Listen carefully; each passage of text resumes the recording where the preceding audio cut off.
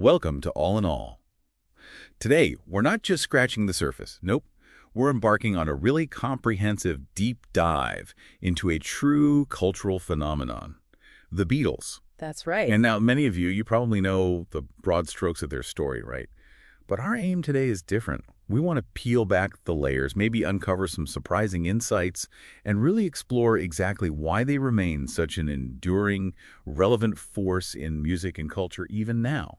So what's our mission here? What are we trying to give you, the listener? Well, our mission is to give you a fresh, really thoroughly informed perspective. We want to cut through some of the noise, the information overload you might find out there. Okay. We'll trace their fascinating origins, unpack their truly unparalleled significance and impact, follow their incredible evolution, from the youthful mock tops to these avant-garde artists, and then finally bring it all home.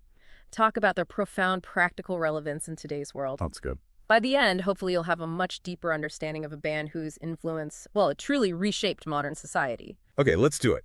Let's unpack this and start right at the very beginning. Right. The year is 1957. Right. The date is July 6th. And the setting, it's a church fete in Liverpool.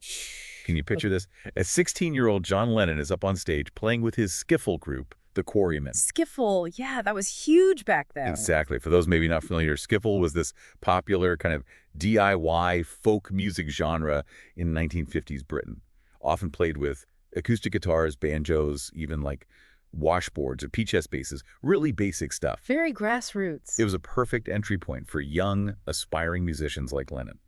And this particular church fete, talk about a pivotal moment, a seemingly chance encounter that would quite literally change the course of music history. It really is one of those moments, isn't it? Because a mutual friend, Ivan Vaughn, he brought along a 15-year-old Paul McCartney that day. Just 15. Just 15. Yeah. And what genuinely caught Lennon's eye wasn't just Paul's presence, but his really impressive guitar skills. Yeah. Particularly his energetic version of Eddie Cochran's 20 Flight Rock. It was apparently good enough to immediately prompt Lennon to ask him to join the band.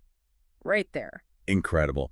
And from that moment, the pieces just started to fall into place. Their early musical inspirations were deeply rooted in those raw, vibrant American sounds that were sweeping the globe then. Like who are they listening to? Oh, the Everly Brothers, Little Richard, Chuck Berry, Elvis Presley, Buddy Holly, Smokey Robinson, and the Miracles. Yeah. The greats. The absolute foundations. And these weren't just casual listens for them. They meticulously learned and imitated these sounds, absorbing the melodies, the harmonies, the rhythms. This intense kind of self-education laid a crucial groundwork for their own unique blend of rock and roll later on. And it wasn't just happening in fancy studios, right? Those early songwriting sessions, those first sparks of collaboration that would become legendary, they took place in incredibly personal, quite humble spaces. Very ordinary places. We're talking about Paul McCartney's childhood home at 20 Fortland Road, or John Lennon's Aunt Meenie's house, 251 Menlove Avenue, or even just, sitting around at the Liverpool Institute. Right. These working class roots, they really ground their early work, don't they? Beyond just giving you a sense of where they came from, these origins sort of imbued their sound and attitude with a certain grit, a relatability that really set them apart from the more polished, maybe London-based acts. That authenticity, yeah. It resonated uniquely with their growing audience, fueled their ambition, and just distinguished them right from the start. So those beginnings were crucial. But if Liverpool was the cradle, nurturing their talent, then Hamburg was the crucible, right? Oh, absolutely, the crucible. Between 1960 and 1962, their unofficial manager at the time, a guy named Alan Williams, he shrewdly arranged this residency for them in Hamburg, Germany. Why Hamburg? Well, it was a place where bands could play long hours, really hone their craft. But it meant intense pressure. They immediately needed a drummer for these gigs, which led to this sort of rapid recruitment of Pete Best. Right. And just 4 days later, literally 4 days, in August 1960, the five-piece band, Lennon, Harrison, McCartney, Stu Sutcliffe on bass then, and the Best on drums, they embarked on what would become this truly transformative journey to Hamburg. That sounds incredibly intense, like a period of forced, really accelerated evolution. It was. John Lennon himself famously captured the essence of that time. He said, it was Hamburg that did it. That's where we really developed. To get the Germans going and keep it up for 12 hours at a time, we really had to hammer. We would never have developed as much if we'd stayed at home. We had to try anything that came into our heads in Hamburg. There was nobody to copy from. We played what we liked best, and the Germans liked it as long as it was loud. You can just feel the energy in that quote. Yeah, the raw energy and the sheer exhaustion, right? How do you think that specific kind of grind, that hammering for hours, truly shaped their resilience and their sound? You've hit on a crucial point there. It absolutely forged them. Their schedule was grueling, just beyond imagination sometimes. They were playing regular gigs, sometimes for 8 hours straight, 7 days a week. 8 hours, wow. Yeah, starting at the Indra Club, then graduating to the larger Kaiser Keller, and later the Top 10 Club. Imagine the physical and mental stamina required for that. Unbelievable. They were literally learning to entertain a really demanding crowd for hours on end, often fueled by praline, which was a stimulant, just to stay awake and keep going. Right, the legendary Prillies. Exactly. This intense, almost non-stop performance schedule honed their stagecraft, their musicianship, their ability to interact spontaneously, their sheer resilience. It wasn't just about playing the songs, it was about connecting with an audience, keeping them energized, improvising. This period was absolutely instrumental in forging them into the incredibly tight, powerful unit that would soon take over the world. So they come back to Liverpool battle-hardened, essentially, and destiny intervenes yet again. It was at a performance back at their hometown venue, the legendary Cavern Club, that Brian Epstein first laid eyes on the group. Right. He ran a record store. Yeah, exactly. Yeah. He'd already heard mentions of them in his family's record store and saw their name featured prominently in Mersey Beat magazine, which piqued his curiosity. Apparently, he was immediately captivated by their raw energy, their stage presence. Even in the leathers. Yeah, before the suits. Epstein kept coming back, watching them multiple times, assessing their potential. And after several months, he formally approached the band.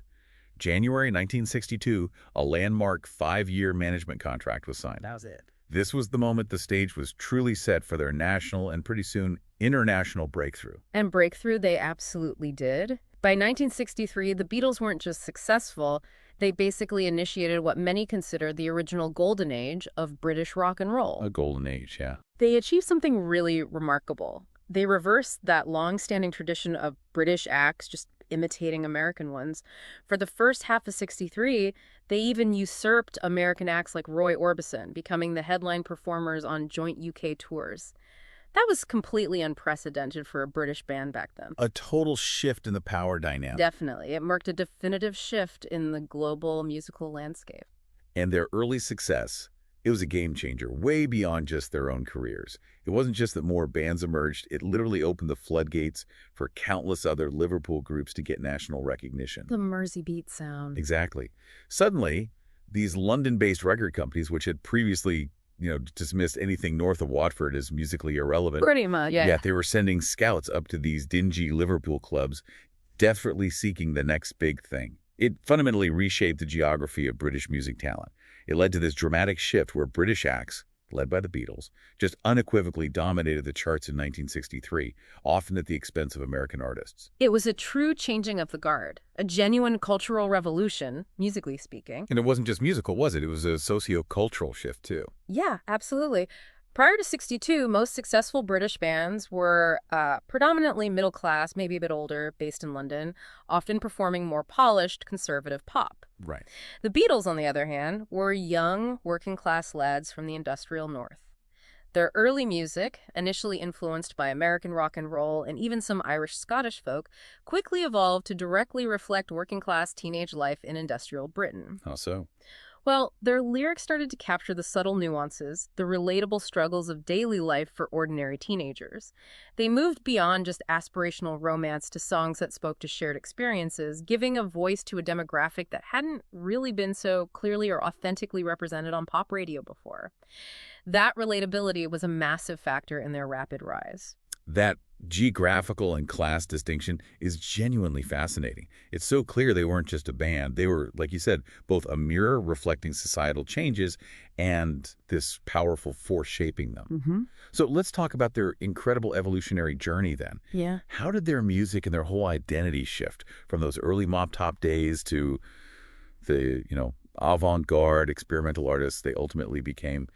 Their lyrical content, for example, that it took quite a turn, didn't it? It did, dramatically so. You can trace a really clear progression from their early, relatively simple pop love songs like Love Me Do, which had, hardly any deep, meaningful lyrical content. Catchy, though. Oh, incredibly catchy. But then you get to albums like Help, and suddenly they're filled with much deeper, more introspective, even vulnerable lyrics. What prompted that change? Well, this profound shift directly coincides with their discovery of Bob Dylan. The Beatles were huge fans of Dylan, and they didn't try to hide it. His lyrical sophistication, his poetic depth, it profoundly influenced them, pushing them to explore more complex themes and personal introspection in their own songwriting. And that influence, coupled with their own just burgeoning creativity, really pushed them towards that concept album era, didn't it? Psyche Pepper's Lonely Hearts Club Band is the absolute quintessential example. The prime example? A massive, ambitious project. And it drew heavy inspiration from the Beach Boys' Pet Sounds. It did, which itself was incredibly groundbreaking. It's a classic example of artists not just creating in a vacuum, but genuinely pushing each other to new heights, almost like a creative arms race. It truly is. And it's crucial to recognize that this wasn't a one-way street. As one source aptly puts it, nobody thinks they invented all this shit. Yeah. There were many bands that were all influencing each other and pushing each other to go beyond the normal boundaries. That creative rivalry, or maybe better put, that mutual artistic challenge between the Beatles and Brian Wilson of the Beach Boys during this era, it's considered one of the most noteworthy and fertile episodes in rock history. Each new album from one group seemed to challenge the other to innovate even further. You can almost hear that competitive spirit, that drive to push boundaries, in songs like Helter Skelter, too. Oh, yeah. They were actively trying to rock harder than some band who had written the most rock and roll song, which then sparked this ongoing debate about whether Helter Skelter or maybe Black Sabbath truly invented heavy metal. The eternal debate. It just shows how they were constantly striving, constantly experimenting, even within the evolving parameters of their own sound. Precisely. And this period also saw a fundamental shift in how music was consumed and produced. The elevation of the album itself as an art form. Not just a collection of singles. Exactly.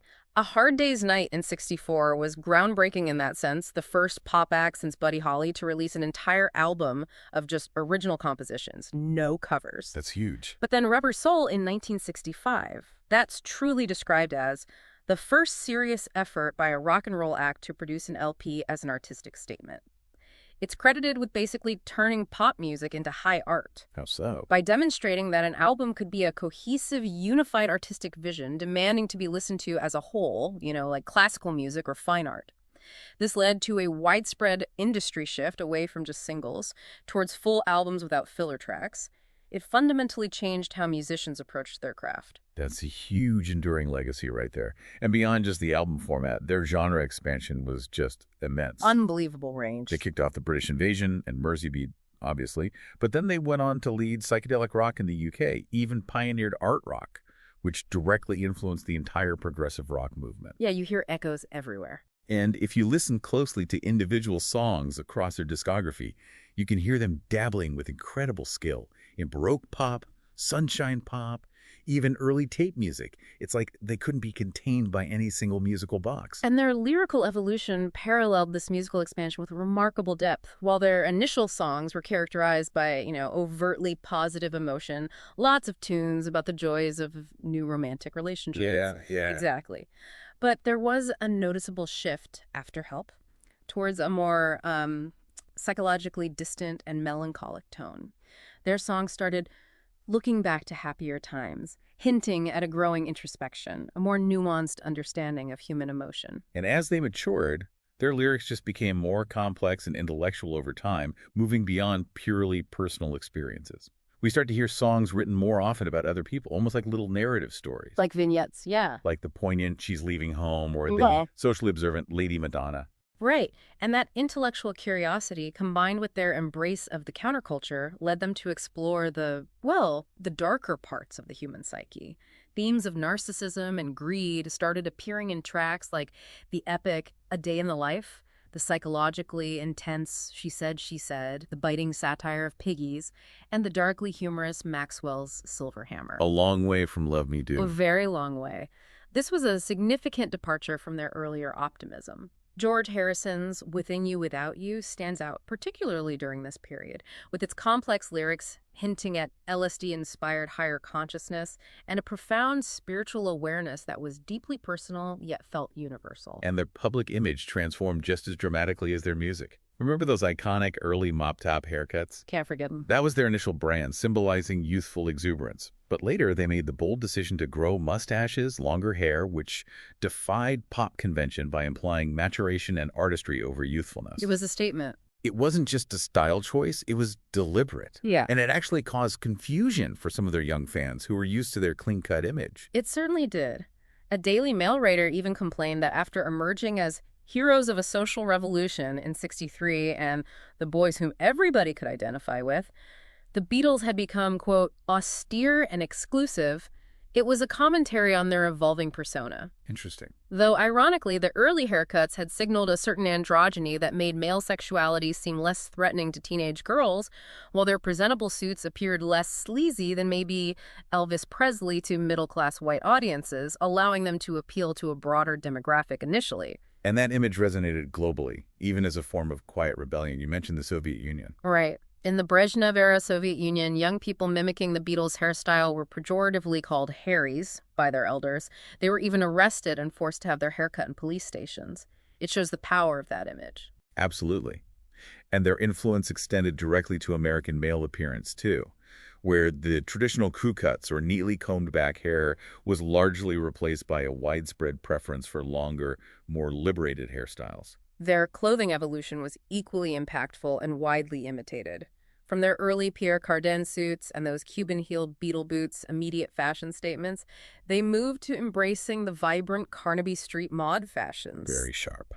And then by the late 1960s, their adoption of Nehru jackets and other Indian-style clothing became highly influential on Western fashion trends, reflecting their global interests and spiritual leanings. John Lennon, always blunt, had that famous critique of American youth fashion when they first arrived. Oh, yeah. What did he say? He said something like, when we got here to the U.S., you were all walking around in fine Bermuda shorts with Boston crew cuts and stuff on your teeth. The chicks looked like 1940s horses. There was no conception of dress or any of that jazz. Classic Lennon. And music journalist David Frick later agreed with him, noting Americans were psychologically stuck in the surface white bread calm of the 1950s, and thus ripe for blindsiding by the cultural tidal wave the Beatles brought. He wasn't wrong. Now, here's where it gets really interesting, I think. Hmm. Their monumental shift from being primarily a live act to focusing almost exclusively on studio recordings. They effectively retired from live performances in 1966. What prompted that huge decision, and how did it fundamentally change their art? It was a multifaceted decision, really, but ultimately about artistic control and, frankly, survival. They had this growing desire to refine their studio efforts, explore more complex musical ideas that just couldn't be easily replicated live with the technology they had then. Too much screaming anyway, right? Exactly. But equally, the just challenging nature of their concert tours became unbearable and creatively stifling. This included the overwhelming high-pitched screaming from fans that literally made their own performances inaudible to them on stage. They couldn't hear each other, couldn't hear their music. That must have been incredibly frustrating. Beyond frustrating. Add to that the chaotic logistics, the constant travel, and sadly, even fans offering themselves sexually to the band. It just wasn't conducive to making sophisticated music or, maintaining their sanity. So the studio itself became their new stage, almost like an instrument in its own right? Precisely. George Martin, their brilliant producer, is widely credited with helping to popularize this radical idea, the recording studio as an instrument for in-studio composition. The Beatles themselves gained significant, unprecedented control over the recording process from '64 onwards. They transformed the studio from just a capture device into a workshop, a sound laboratory. Taking control.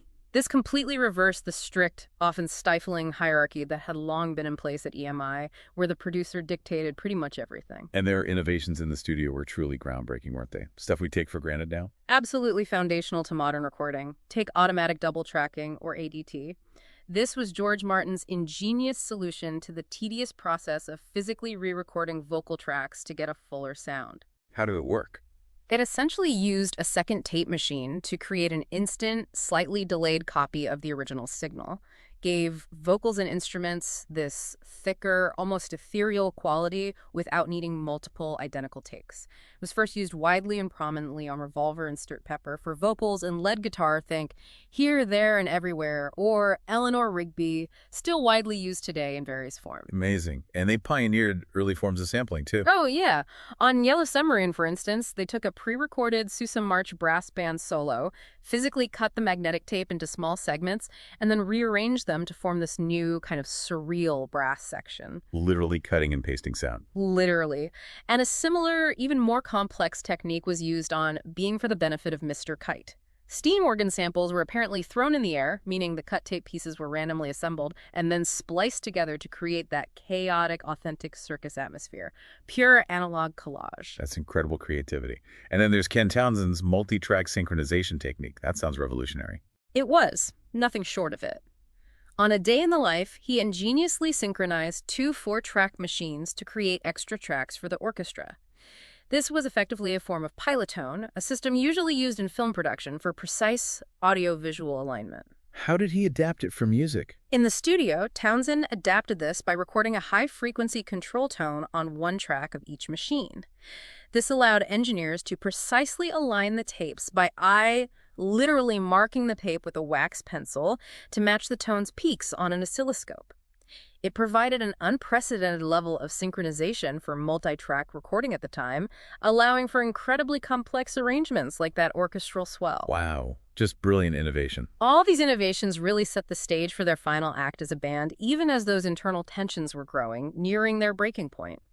The film Let It Be famously documented those often painful yet humorous group interactions that, looking back, truly foreshadowed their eventual split. Yeah, those Let It Be sessions themselves were notoriously difficult, weren't they? Fraught with difficulty is putting it mildly. It was originally Paul McCartney's idea, a back-to-basics live album and film, but George Martin described it as not at all a happy recording experience, calling it a time when relations between the Beatles were at their lowest ebb. Oof. John Lennon vividly called the sessions hell, the most miserable on earth, and George Harrison simply referred to it as the low of all time for the band. Didn't George walk out? He did. It got so bad that Harrison actually walked out for 5 days. He only returned after demanding they abandon all talk of live performance and relocate the sessions to the newly finished, state-of-the-art Apple studio. That bad, huh? Yeah. It's also worth clarifying for you listening that Let It Be, though it came out in May 1970, was largely recorded before Abbey Road. Oh, interesting. Yeah, Abbey Road came out in '69 and is generally considered their true final collaborative album, the last one they really worked on together, knowing it was likely the end. And after the breakup, they all went on to have pretty major solo careers. Incredibly successful solo careers, yeah. Though the four of them never fully reunited in the studio. Tragically, of course, John Lennon was murdered in 1980, and George Harrison passed away from cancer in 2001. But Paul McCartney and Ringo Starr remain incredibly musically active to this day, still touring and recording. It's amazing. And their catalog, the Beatles' music itself, continues to evolve and be reimagined even now, beyond the classic compilations like the '73 Red Album and Blue Album, and maybe reimagined albums like 2003's Let It Be Naked. Which stripped away Phil Spector's controversial production, yeah. We've seen truly incredible innovations with artificial intelligence recently. Peter Jackson's groundbreaking work on the Beatles' Get Back documentary in 2021. Fantastic documentary. And the 2022 Revolver Special Edition. They use this cutting-edge AI demixing technology to isolate individual audio tracks, allowing engineers to hear instruments and vocals with unprecedented clarity, like pulling sounds apart that were previously stuck together on the old tape. It's mind-blowing technology, and it directly led to the 2023 release of Now and Then. Right. The final Beatles record. Described as such by Paul and Ringo, yeah.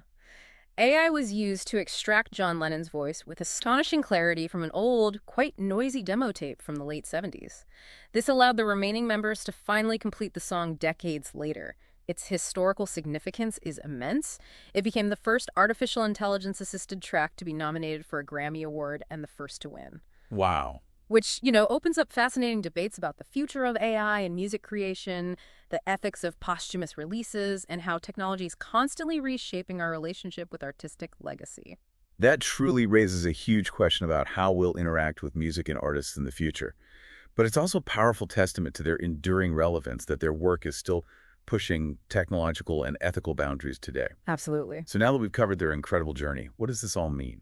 Why do the Beatles still matter so profoundly today? What's their enduring significance? Well, music critic Grail Marcus offered a really profound description of their impact. He called it the second pop explosion, and he distinguished it from Elvis Presley's by its unique ability to cut across lines of class and race and, most crucially, divide society itself by age. Dividing by age, how so?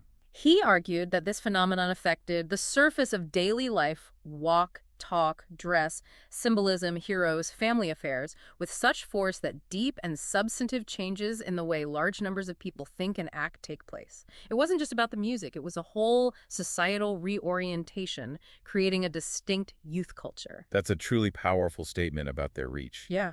And musicologist Alan F. Moore further emphasized this. He stated that there are rare times when audiences gravitate towards a center of pop music culture, a shared common ground.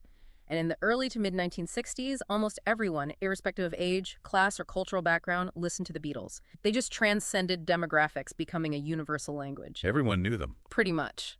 Which leads to author and filmmaker Hanif Kureishi's profound conclusion. The Beatles are the only mere pop group you could remove from history and suggest that culturally, without them, things would have been significantly different. Wow. That's a big claim. It is. But he argues their absence would leave this gaping, irreplaceable hole in the cultural fabric of the last century. It's a testament to their singular and pervasive influence. And this connects to pop music becoming a legitimate art form, right? Yeah. Strat Pepper seems key here. Absolutely key. Strat Pepper's Lonely Hearts Club Band, released in '67, achieved full cultural legitimization for pop music and recognition for the medium as a genuine art form. This wasn't just commercial success. It was a critical milestone that fundamentally shifted perceptions. Oh. Well, it was the first rock LP to win the Grammy Award for Album of the Year in 1968. That elevated pop music to a new, unprecedented level of artistic respectability. It demanded that pop music be taken seriously alongside classical or jazz. It broke down barriers. Exactly. Chris Smith, in his book 101 Albums That Changed Popular Music, unequivocally highlights S.D. Pepper as an obvious choice. Why? Because of its massive commercial success, the wealth of imitative works it inspired globally, and its ongoing recognition as simply a defining moment in the history of music. Its influence just permeated every aspect of the industry and beyond. And beyond their own recordings, the Lennon-McCartney partnership itself. Yeah. That revolutionized songwriting in Britain, didn't it? Oh, completely. It usurped the traditional Denmark street system of in-house professional songwriters. Before the Beatles, much of British pop was dominated by this London district, Tin Pan Alley essentially, teeming with professional songwriters who penned hits for various artists, often totally disconnected from the performers themselves. Right, the song factory model. Exactly. Lennon and McCartney completely upended this by demonstrating that bands could not only write their own material, but create chart-topping, era-defining hits themselves. And this impact wasn't just limited to Britain. No, it reverberated right across the Atlantic. In the U.S., they inspired significant changes to the music industry by combining the roles of writer and performer. This directly threatened traditional professional songwriters, like those working in the famous Brill Building in New York. Another song factory. Right. Rolling Stone editors state that the Beatles inaugurated the era of self-contained bands and forever centralized pop. Now, while they pioneered the self-contained band, it's interesting that in their earlier years, they also generously supplied hit songs for other artists until about '66. Who do they write for? Often friends and colleagues like Cilla Black, Billy J. Kramer, the foremost, even gave a song to the Rolling Stones. This actually opened up the market for other British songwriters to follow in their wake, even those who weren't performers, because the demand for British music just exploded. Their supremacy as rock icons just remains unchallenged, doesn't it? They're firmly canonical figures in sociology, literature, musicology, foundational to the study of popular culture. It's fascinating how their legacy directly established organizations and publications dedicated to the serious appreciation of rock music. Think about the Rock and Roll Hall of Fame, the Popular Music Journal, the first academic journal dedicated to pop music studies, and the University of Liverpool's Institute of Popular Music. All owe a profound debt to the Beatles' enduring influence and the academic legitimacy they helped create for popular music. And it goes even further into actual university courses and research now. Liverpool Hope University has offered a master's degree in the Beatles, popular music, and society since 2009, delving into their political, social, cultural aspect. An entire MA. Yeah. And in 2021, the University of Liverpool announced an MA in the Beatles, music industry and heritage, and even a dedicated journal of Beatles studies launched in 2022. It's a testament to their lasting academic importance. And beyond the humanities, they've even entered the realm of scientific study. Christopher King's 2014 study found over 500 journals and books mentioning the Beatles in their topics or titles, demonstrating their pervasive scholarly footprint. And maybe more surprisingly, a 2019 Max Planck Institute study, which analyzed over 80,000 different chord progressions, actually identified Oblada as, wait for it, the perfect pop song. Get out. Seriously. Seriously. Based on how enjoyable and catchy recipients found its specific chord changes compared to others. So it's not just nostalgia. There's potentially a scientifically proven formula for catchiness embedded in their musical DNA that transcends generations. Ablada, life goes on. Yes. Scientifically proven perfection. Okay, let's talk about their widespread societal impact, because it really extended far beyond just the music industry. Their sales dominance in the 60s was just unprecedented. Absolutely off the charts. She Loves You became the best-selling single in UK chart history, a position it held until 1978. And their first two albums, Please Please Me and With the Beatles, collectively topped the UK charts for an astounding 51 consecutive weeks. 51 weeks, a whole year basically. Just incredible dominance. And their chart reign was relentless. Starting with From Me to You in 1963, the Beatles had this incredible 4-year run of 11 consecutive UK chart-topping singles. This unparalleled commercial success nationally translated into significant economic benefits for Britain. Absolutely. Their international success wasn't just about record sales. It brought tangible economic benefits, boosting tourism, fashion, the entertainment industries. This contribution was so profound that in October 1965, Queen Elizabeth II awarded them MBEs. Members of the Order of the British Empire. Yeah, which was an unprecedented recognition for pop musicians at the time. Right. It truly reflected the immense value of their popularity to the government and anticipated future honors for entertainers across the creative arts. And the phenomenon of Beatlemania itself was truly global and, well, unparalleled. A whirlwind of fervent adoration. When the group toured Australia in June 1964, a staggering 300,000 people welcomed them to Adelaide. 300,000. Yeah, which was the largest recorded gathering of Australians in one place at that time. U.S. promoter Sid Bernstein, who arranged their Shea Stadium concerts, even made the extreme comparison of their power over the masses to Adolf Hitler, claiming they could sway a presidential election if they wished. That's intense. It speaks to the sheer, almost frightening level of influence they commanded. You can just imagine the scene at Buckingham Palace when they got their MBEs. 4,000 screaming fans outside chanting, "God save the Beatles." Yeah, yeah, yeah. Some jostling with police, scaling the palace gates. Journalist Robert Sandel later commented that never had a ruling monarch been so thoroughly upstaged by a group of her subjects as was Elizabeth II. It's incredible to picture. Yeah. The band themselves, as we mentioned, eventually grew utterly tired of touring. Not just the logistics, but the high-pitched screaming, making them inaudible, preventing them from connecting with their music, and the overwhelming, sometimes aggressive, sexual offerings from fans. It said no other act, even huge boy bands like One Direction, has truly achieved the breadth and depth of the Beatles fandom. It was a unique moment in time. Their influence on fashion and image was equally transformative, culturally pervasive.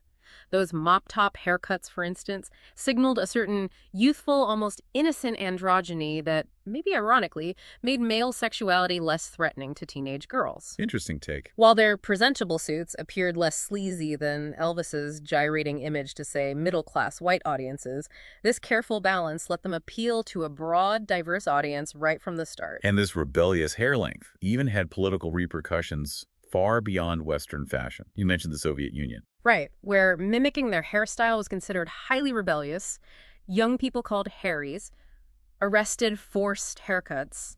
It was a subtle act of defiance against the establishment there. And across the Western world, their influence meant that the traditional American male-look crew cuts, neatly combed hair, was largely replaced by a widespread preference for longer, more liberated hairstyles. It signified a new generation. Beyond hair, their clothing styles evolved and were widely imitated globally. From the early Pierre Cardin suits and Beatle boots instant fashion icons, they seamlessly moved to embracing vibrant Carnaby Street mod fashions. Very stylish. And by the late 60s, their adoption of Nehru jackets and other Indian-style clothing, reflecting their spiritual leanings, became highly influential on Western fashion trends. And we already heard Lennon's blunt take on American fashion. Yeah, the Bermuda shorts comment, it just highlighted how different they looked and felt compared to the status quo when they arrived. The Beatles were also deeply, intrinsically intertwined with the social movements of their era, weren't they? Both reflecting and fueling them. Absolutely. From '63, they provided one of the first mainstream opportunities for female teenagers to openly express spending power and public sexual desire. The band's image suggested this healthy disregard for stifling adult opinions. David Simonelli notes that British young people began experimenting with music, art, politics, sexual morality, fashion, and the rest of the Western world eagerly absorbed and contributed to these profound changes. A real youthquake. Exactly. Their pivotal February '64 visit to the U.S. was a key moment in the development of generational awareness, giving youth this shared identity distinct from their parents, fostering a sense of collective belonging and power that hadn't really been seen on that scale before. American sociologist David Reisman called their success a form of protest against the adult world. Right. And the New York Times Magazine described Beatlemania as a religion of teenage culture, where youth looked to their own age group for values and guidance, not older generations. Even with their early songs avoiding overt politics, they inherently represented cultural change and the oppositional stance of the youth culture against the establishment. And they put their values into practice too, didn't they, with segregation? They did, famously refusing to play to segregated audiences in Jacksonville, Florida. This directly led to the venue's integration for their show, paving the way for other musicians to take similar stands. It was a significant moment. This outspokenness, however, also led to significant controversy, most notably in 1966, with John Lennon's comment that the Beatles were more popular than Jesus. Oh, that caused a firestorm. Yeah, a firestorm of controversy, especially in the U.S. Bible Belt. Radio stations launched boycotts, organized bonfires of their records, and merchandise became a public spectacle. It's important to remember the context, though. Lennon intended it, he later said, to reflect what he saw as the decline of Christianity and the rising popularity of pop culture, not as a boastful comparison necessarily. Right, often taken out of context. But this controversy, despite the negative aspects and the genuine threats they faced, apparently reinforced their determination to speak out. It did, and it further cemented their standing in the emerging counterculture. From '66, the Beatles began openly promoting a worldview espousing LSD-inspired higher consciousness. Lennon and Harrison notably defied Brian Epstein's insistence on political neutrality. Their message wasn't just that the world had to change, but that it could change. You hear that in the music. Absolutely. Exemplified in Stuart Pepper and George Harrison's deeply philosophical "Within You, Without You." This period also saw Lennon and Yoko Ono and Harrison and Pattie Boyd arrested on drug charges, further highlighting their embrace of the counterculture's more rebellious aspects. This era also, interestingly, led to a kind of dark side effect. Yeah. The widespread trend of analyzing their lyrics for hidden meaning. Oh, the conspiracy theories. Exactly. The White Album's open-ended lyrics in particular were prone to misinterpretation, leading sometimes to tragic consequences. The chilling example is Charles Manson's distorted interpretations of songs like Helter Skelter and Piggies, which he believed were messages for him to instigate a race war, tragically leading to the Tate murders. A horrifying misreading. And similarly, the pervasive Paul is Dead. Rumors spread based on perceived clues in lyrics and album art. It just illustrates the intense, sometimes obsessive, level of engagement and interpretation their work provoked. Their artistic presentation extended far beyond the music itself. Their album covers, for instance, furthered the medium as an art form and were widely imitated. Think about with the Beatles. The black and white faces. Yeah, that stark, monochrome, austere look that even initially alarmed EMI executives for being so unconventional. Or Beatles for Sale, which reduced the album title to minuscule type and omitted the band name on the cover, completely departing from established conventions. And then Rubber Soul. Rubber Soul, with its famously distorted faces, was hailed as a revolution in artwork, so instantly recognizable that no artist credit was even needed on the front. These covers weren't just packaging, they were integral parts of the artistic statement. They also pioneered the very concept of music videos, didn't they? Long before MTV. Way before MTV. Starting with Day Tripper and We Can Work It Out in late '65, they filmed promotional clips for their singles, primarily to avoid numerous time-consuming TV appearances. Smart move. But the clips for Strawberry Fields Forever and Penny Lane are considered true pioneering works. They used abstract imagery, reverse film, stop-motion animation, superimposition. These weren't just performance videos, they were artistic statements that truly anticipated the future of music promotion and visual storytelling in music, And then there's Apple Corps, their own company. which they famously founded in January 1968. This wasn't just a typical business venture, it was envisioned as an alternative system of cultural production and consumption, explicitly run on countercultural principles. What did that mean in practice? Well, Paul McCartney even likened its early ethos to Western communism in its idealistic phase. It was described as the first multi-million-dollar multimedia conglomerate operated both by and for the turned-on generation without any interference from the men in suits, reflecting their desire for complete artistic and commercial autonomy. A bit utopian, perhaps, but revolutionary in concept. This really brings us full circle back to the ultimate question.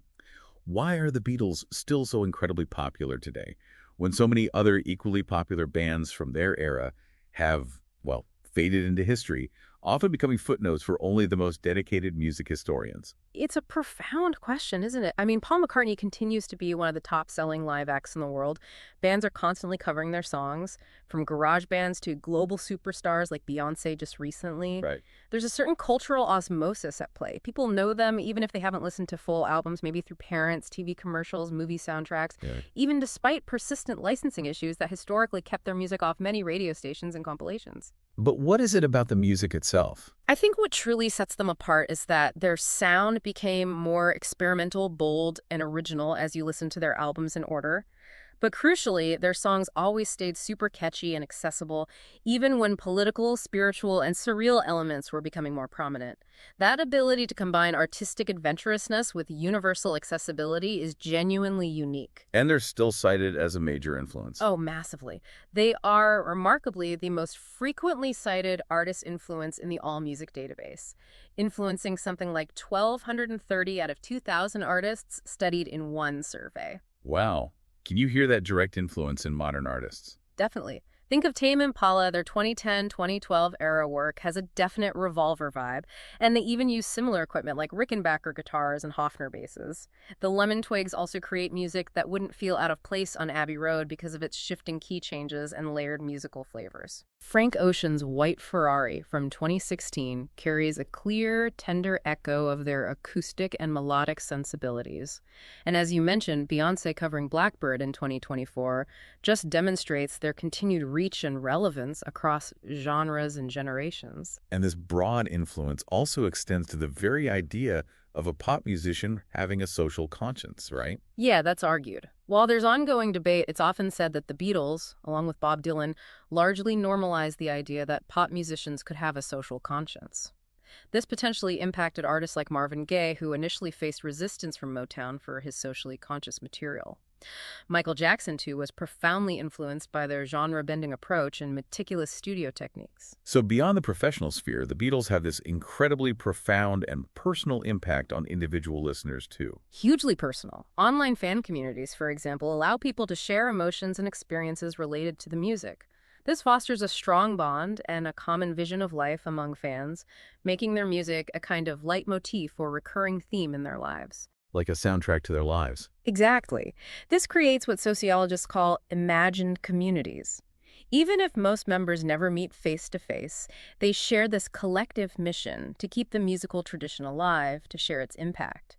And on a deeply personal level, their music influences fans to discover coping strategies in hard moments, motivates them to want to live their dreams, to think that things will get better. It's not just entertainment, it's a source of resilience and inspiration for many. It's incredibly powerful how music can do that. I read one fan quote that beautifully encapsulates this. They said, "Their music is catchy and stuck in my mind all the time, and there are many lyrics that encourage our life, so I think positively by just keeping listening.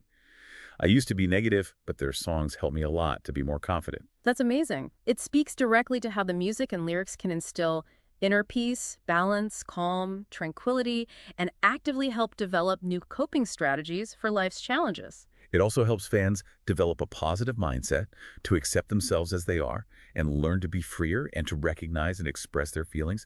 And this profound connection to identity is further highlighted by how listening to the Beatles helps fans understand themselves better.